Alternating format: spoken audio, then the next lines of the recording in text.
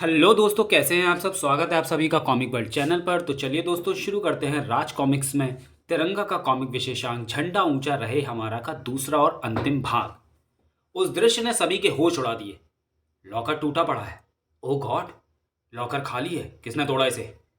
तिरंगा ने। था था। और ऐसा करने के लिए तुम लोगों ने ही मजबूर किया है। मैं जानता था कि इस लॉकर में जो चाबी थी वो हजारों लोगों के हत्यारे बन सकती थी। था। और मुझे उसे हत्यारे बनाने से रोकना था। इससे पहले कि कमांडोज के हाथ और हाथों में थमी गनें हरकत में आ जाती, लहराई तिरंगा रोक। उफ। तिरंगा ने पांव के पास पड़ा वह सिलेंडर दूसरे कमांडो पर उछाला था, लेकिन तिरंगा का वह प्रहार उसके हाथों से गन न छुड़ा पाया। कमांडो ने दाग दी तिरंगा पर गोली। जिम। उसी पल ना सिर्फ चीख उठा कुर्बान, बल्कि चीते की तरह उछलकर वह तिरंगा के सामने आ गया। नहीं, ठहरो। आह, कुर्बान साहब। कुर्बान? ओह, तो यही है कुर्बान जैदी। कुर्बान साहब, ये आपने क्या किया? अगर आप बीच में ना आते तो मेरी गोली उसे खा गई होती। छटा। तुम्हारी गोली उसके जिस्म को बाद में खाती, पहले उसके शरीर पर लिपटे उस पवित्र तिरंगे में छेद करती, और ये कुर्बान कभी बर्दाश्त नहीं कर सकता।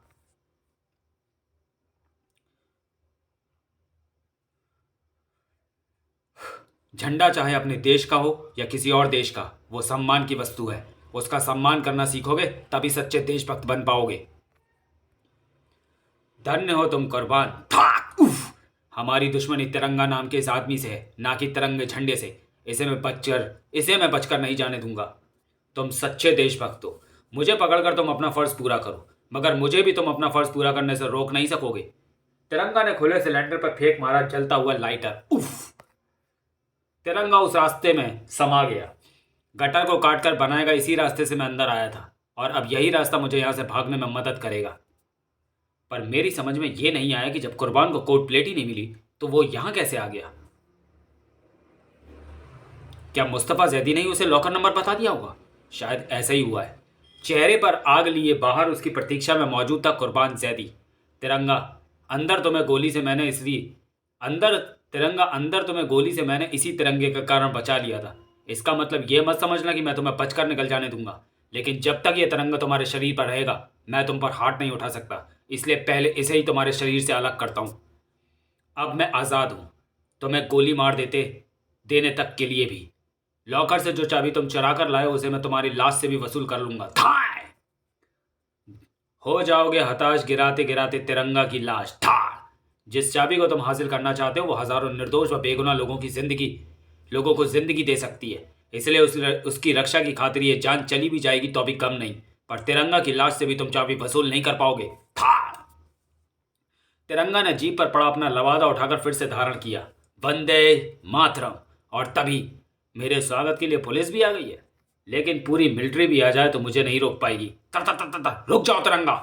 तिरंगा पर रॉकेट लॉन्चर का हमला बता रहा था कि हाई कमान ने उसे जिंदा या मुर्दा गिरफ्तार करने का आदेश जारी कर दिया है, मगर निशाना चूक गया। रॉकेट लॉन्चर ने निशाना तिरंगा को नहीं, चांद तारे को बना दिया। उस दृश्य ने कुर्बान की आंखों को जैसे जड़ कर दिया। देश के पाक व पवित्र झंडे की रक्षा के लिए दौड़ पड़ा कुर्बान। नहीं, लेकिन झंडे को आग की तपिश तक न छूने दी तिरंगा ने।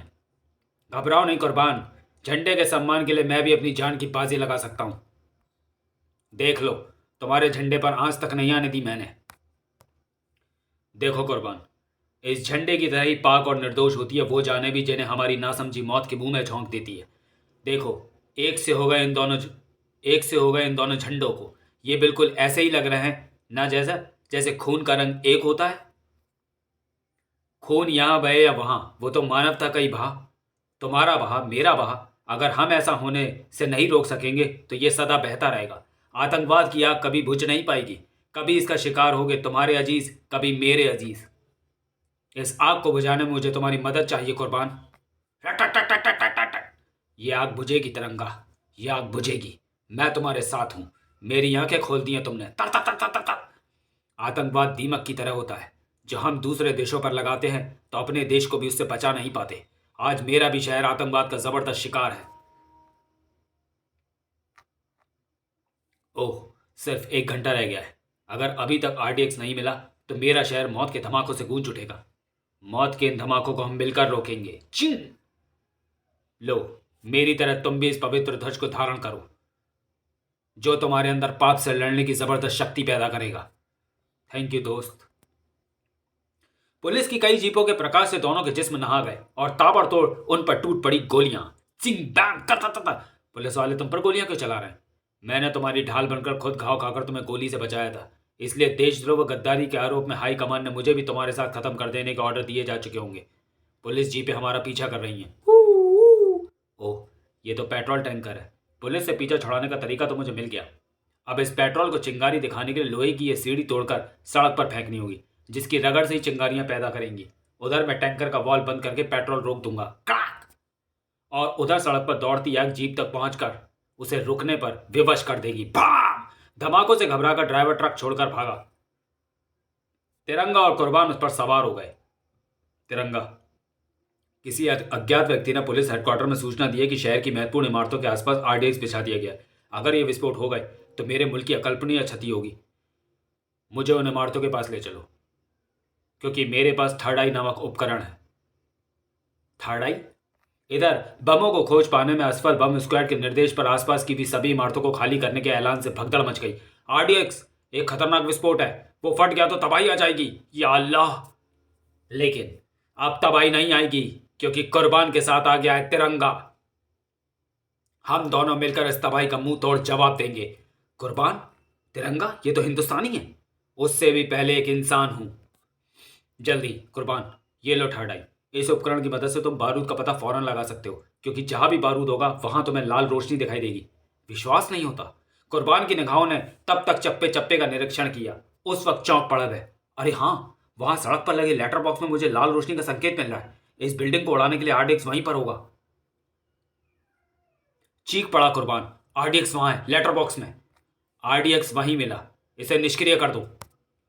इसी के साथ चारों ओर गूंज उठे वे दो नाम, तिरंगा तिरंगा, कुर्बान कुर्बान। जल्दी करो, यहां से चलो, क्योंकि अभी हमें दूसरी बिल्डिंगों पर लगाएगा आरडीएक्स को भी हटाना है।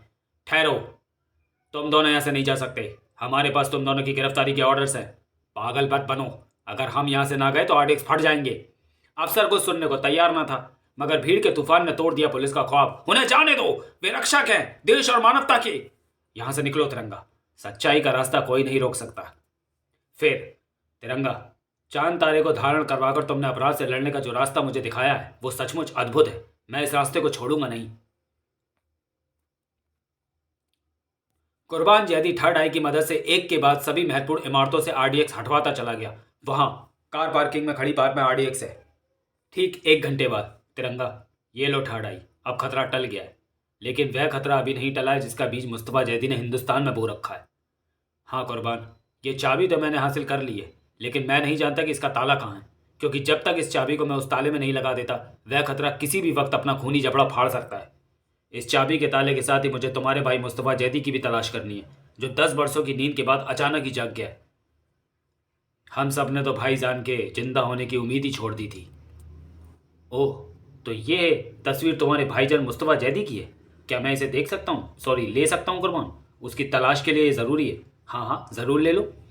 अगर ये मुझे मिला तो मैं कोशिश करूँगा कि जेल जाने से पहले वो भी आतंकवाद की आग से अपने हाथ वापस खींच ले और अपने वतन लौटाए। इंशाअल्लाह ऐसा ही हो। मैं भी निशाना ग्रुप को बंद कर दूंगा। अलविदा तिरंगा, धन्य है वो मिट्टी जहाँ तुम जैसे देशभक्त पैदा होते हैं।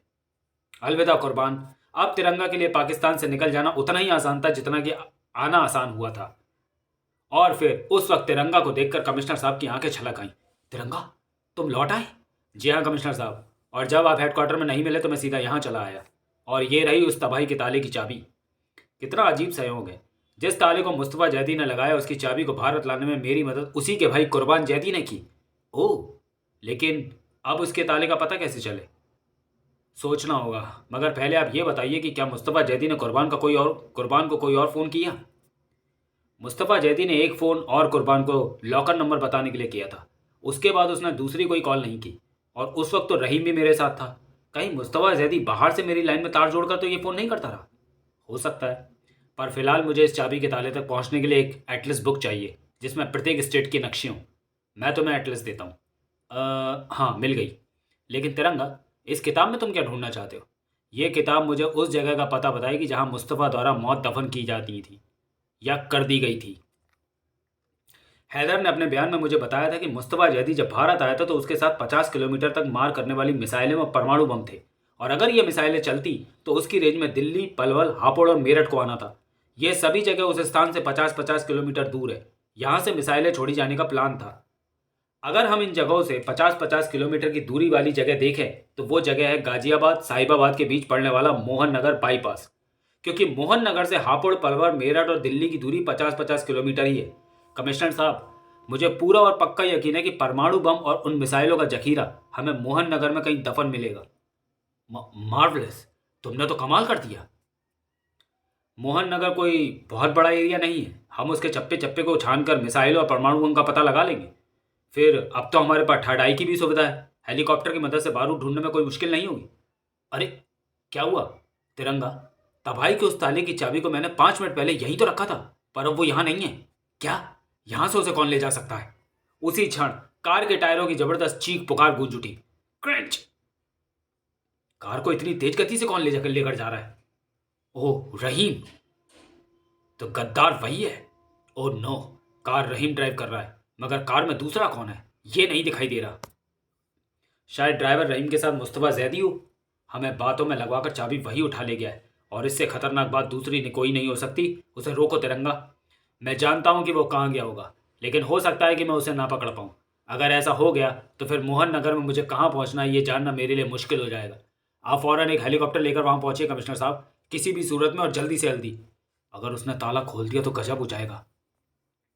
तिरंगा नीचे पहुंचा। इस वक्त मुझे इस जीप की सख्त जरूरत है। जीप को उसने आंधी तूफान की तरह दौड़ा दिया। मुस्तफा जैदी इस वक्त सिर्फ और सिर्फ मोहन नगर जा सकता है। मोहन नगर जाने के लिए वह सबसे शॉर्टकट रास्ता अपनाएगा, जो कि नोएडा मार्ग और पटपड़गंज की ओर से होकर जाता है। मगर उसकी कार इस रास्ते पर कहीं दिखाई नहीं पड़ रही। कहीं वो शहादरा विवेक विहार रूट की तरफ से ना निकल गया हो। लेकिन अगर वह कार यहाँ से दिल्ली गई होगी, यहाँ से निकली होगी, तो उत्तर प्रदेश पुलिस की निगाहों से नहीं बची होगी। ओह तिरंगा, ये तो तिरंगा है। मैं DL4SL 2637 सफ़ेद मारुति स्टीम का पीछा कर रहा हूँ। उसमें एक खतरनाक आतंकवादी मुस्तफा जैदी दिल्ली पुलिस कमिश्नर के नौकर रहीम के साथ सवार है। हमें खबर मिल चुकी है, लेकिन अभी इस नंबर की कार यहाँ से नहीं गुजरी। तिरंगा ने जीप आगे बढ़ाई। मेरा शक ठीक निकला। मुस्तफा जैदी ने दूसरा रूट पकड़ा है। शायद उसे भी ये शक हो गया होगा कि मैं इस रूट पर ही उसका पीछा करूंगा। उफ, अब उसे ढूंढना मेरे लिए कठिन हो जाएगा, क्योंकि मोहन नगर भले ही एक छोटा सा कस्बा हो, लेकिन फिर भी जीप में रहकर गली गली घूमकर मुस्तफ़ा को ढूंढ पाना मेरे लिए मुश्किल ही होगा। अब ये खोज हेलीकॉप्टर ही आसान कर सकता है, लेकिन पता नहीं कमिश्नर कब तक उसका इंतज़ाम कर पाएंगे। हेलीकॉप्टर मेरी जीप की तरफ बढ़ रहा है। इसका मतलब कमिश्नर साहब फ़ौरन हेलीकॉप्टर का इंतज़ाम करने में सफल हो गए। तिरंगा ने फ़ौरन ही जीप छोड़ दी और फट फट फट फट फट। अब शायद हमारी खोज आसान हो जाए। तिरंगा ऊपर पहुंचा। सड़क मार्ग पर मैंने उसे ढूंढ नहीं पाया कमिश्नर साहब, लेकिन अब हमें मोहन नगर की ओर जाने वाली सभी मार्गों की निगरानी करनी होगी।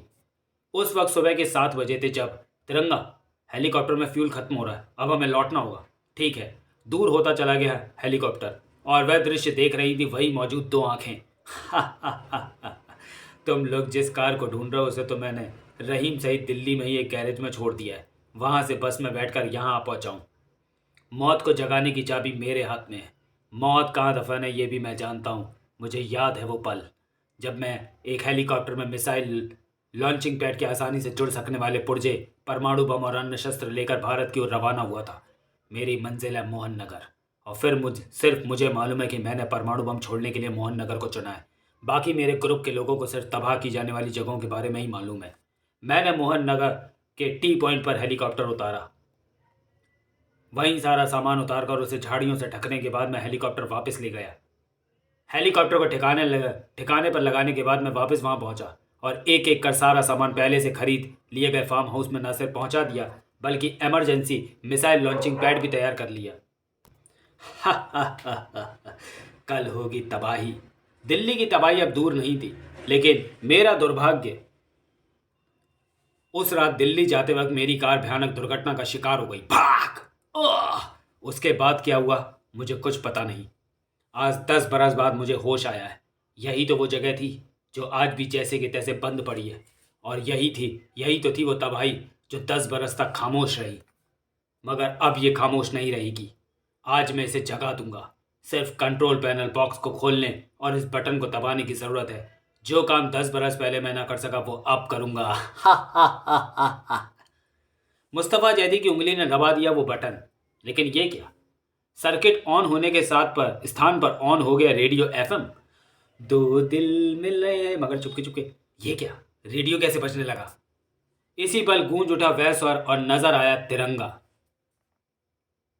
क्योंकि मैंने रात में ही इसका सर्किट बदलकर इसमें रेडियो एफएम का सर्किट फिट कर दिया था मुस्तफ़ा जैदी और राजा। तुम अगर 10 बरस बाद खोली गई इस इमारत को ध्यान से देखते तो समझ जाते कि तुमसे पहले भी कोई यहाँ आ चुका है। कल रात यहाँ मकड़ी के जालों के बेशुमार छत्ते बने थे जब मैं थर्ड आई की मदद से बारूद ढूंढता हुआ यहाँ आया। तिरंगा के होठों पर बेहद ही प्यारी मुस्कान थी। राजा, जो चाबी तुम कमिश्नर साहब के कमरे से ले भागे थे उसकी एक नकली चाबी मैं पहले ही बनवा चुका था, क्योंकि एक वही चाबी ही मुझे उस मुस्तफ़ा जैदी तक पहुंचा सकती थी जिसकी पहुंच कमिश्नर साहब के घर तक थी। मुझे तुम पर शुरू से ही शक था। मुझे उम्मीद थी कि तुम चाबी उड़ाने की कोशिश ज़रूर करोगे, लेकिन ये काम तुम कब करोगे ये मुझे नहीं पता था। मेरा प्लान तुमसे पहले पहुंचकर बमों के सर्किट को बदल देने का था, ताकि जब तुम यहाँ पहुंचो तो मैं तुम्हें रंगे हाथों पकड़ सकूं। और अब तुम कोई भी गड़बड़ करने की कोशिश मत करना राजा, क्योंकि पुलिस ने इस जगह को चारों ओर से घेर लिया है। वो देखो, तुम्हारे नाना स्वयं चले आ रहे हैं। राजा, ये सब क्या है? मैं बताता हूँ कमिश्नर साहब। अब मैं पक्की तौर पर कह सकता हूँ कि मुस्तफ़ा जैदी मर चुका है। इसे कुदरत का करिश्मा ही कहा जा सकता है, लेकिन यह सच है कि मुस्तफ़ा जैदी मरकर इस जन्म में आपके नाती राजा के रूप में पैदा हुआ है। किसी वक्त अचानक राजा की पूर्व जन्म की वो मेमोरी जागृत हो उठी जिसमें मुस्तफ़ा जैदी की यादें भरी थी। राजा का पवित्र कुरान की ओर आकर्षित होना भी इस बात का सबूत है। फिर कुर्बान को बच्चे की आवाज़ ने निर्देश दिए हैं, उसमें मुस्तफ़ा जैदी की आवाज़ का ही हूबहू लहजा था। तो मेरा शक तभी पक्का हो गया था कि राजा ही मुस्तफ़ा हो सकता है। अगर वो टेलीफोन कॉल पकड़ी ना जाती तो पुनर्जन्म की ये दास्तान भयानक रूप ले लेती और तबाही को जगा कर ही रहती। आपका सेवक रहीम बेगुनाह है। राजा ने उसका आखिर तक इस्तेमाल किया। लेकिन अब ये राजा है या मुस्तफ़ा जैदी? इस वक्त ये राजा भी है और मुस्तफ़ा जैदी भी। लेकिन आज का युग विज्ञान का युग है।